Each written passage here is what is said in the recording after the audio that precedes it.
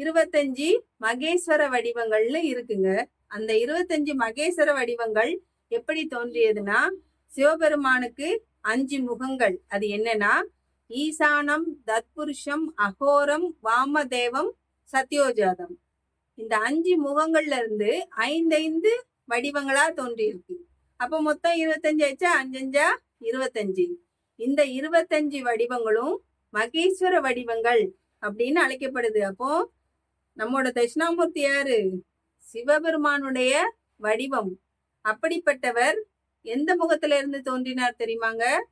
சொன்னா ஈசானம், தத்புருஷம், அகோரம்னு அந்த அகோர முகத்தில் இருந்து தோன்றியவர் தான் தட்சிணாமூர்த்தி. தட்சிணம்னா என்னன்னா தெற்கு அப்படின்னு அர்த்தம்.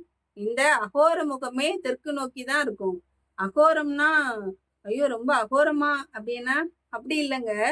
கோரம் அப்படின்னாதான் ரொம்ப விகற்பமா ஒரு மாதிரி பார்க்க முடியாத அளவுக்கு அப்படின்னு அர்த்தம்.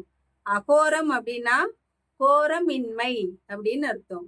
அப்போ அப்படிப்பட்ட ஒரு அகோர முகத்தில் இருந்து தோன்றியவர் தான் நம்மோட தட்சிணாமூர்த்தி. இவர் சிவ வடிவம்.